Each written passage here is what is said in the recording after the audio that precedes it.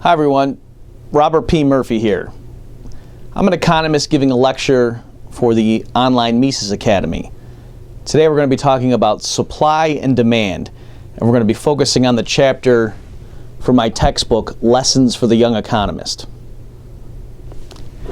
Now, if you want to get this book, there's a free PDF version. You just Google Robert Murphy, Lessons for the Young Economist PDF. You'll be able to find it. Or, of course, if you go to the Mises Institute bookstore, you can get the hard copy. Now, I should stress at the beginning that even though the Mises Institute is the leading bastion of Austrian economics, the material in today's lecture is actually going to be fairly mainstream. And I think that it's important to stress supply and demand and how to draw typical supply and demand curves that just about any professional economist would endorse, because it helps organize our thinking. So in many other areas, Austrian economists, including me, are very skeptical of the curves that one would draw, like marginal cost curves and so forth, when you're doing the theory of the firm, because it gives a misleading account of what happens in the real world. But actually, when it comes to just standard supply and demand graphs, I think that they're actually very useful to help organize your thinking. So the first thing I want to stress is that we don't have, as economists, a theory of supply and demand. It's not really a theory. That's not the right way to think about it. There is nothing that could ever come up that would make economists say, oh my gosh, we've been using supply and demand all these years, but actually it turns out that's wrong. That these things are an invalid way of looking at the world. That's not really what would happen. And if you think that could happen, you're misunderstanding what supply and demand curves do. So what they are, and we're going to go through in the course of this lecture exactly how they work, but from a 30,000 foot view, what they are is just a way of organizing our thoughts coherently so we can put the various factors that might move prices and quantities around into different categories. And it just helps us to make sure we're thinking through things properly. And really what it does more than anything else is helps us to avoid arguing in a circle.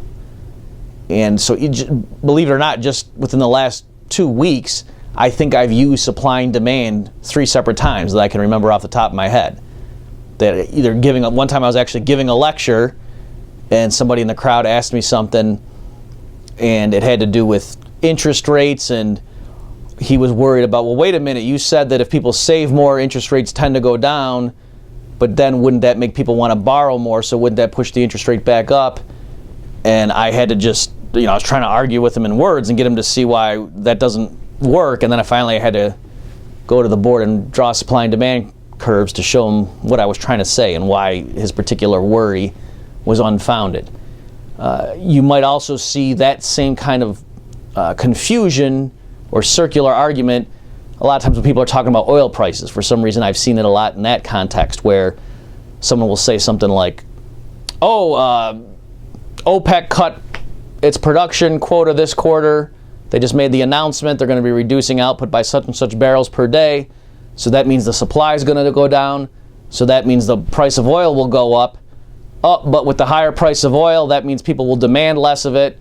And so that'll push the price back down. And so you're left wondering, well, wait a minute, when all is said and done, is the price higher or lower than when you started?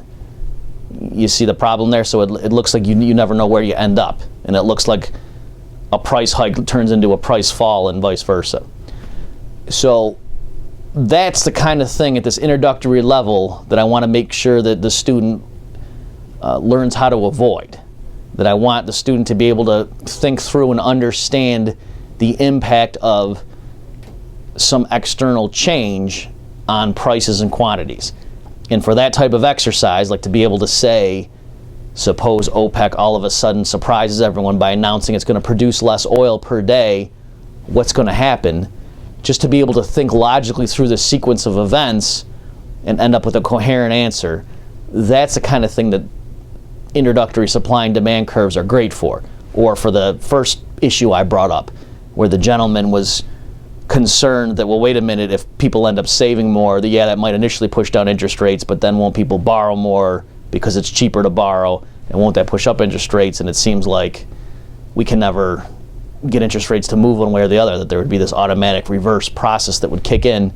It's that kind of thing that I want to equip you to be able to think through. So it's not that you're going to end up with quantitative predictions about what's going to happen, but just that you can organize different forces in your mind and that you understand whether the outcome is going to be in one direction or another.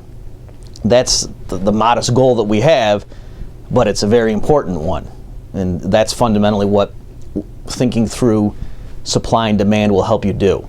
For an analogy, it's perhaps like a household making up a monthly budget, right? Just saying, okay, they sit down, let's say it's a couple, they sit down, they look at their bills, they look at their pay stubs and other sources of income, and they just put it into a standard budget. And it's not that they have a theory of finances when they do that, and it's not that putting the numbers into a budget somehow changes their financial picture, and especially if they just start using Excel to generate pie charts or graphs over time to show, hey, what's our credit card debt been over the last 12 months and so forth. I mean, that's just different ways of organizing the information for the couple so that they can really get a sense of the big picture and understand their situation. And it certainly influences the decisions they'll make, but it's not that the construction of a budget commits them to one view or another. It's not that the budget per se makes them want to cut spending or makes them have to go get a second job or says, oh, we can afford that trip. I mean, it's the budget, constructing the budget helps you understand the reality. And so by the same token,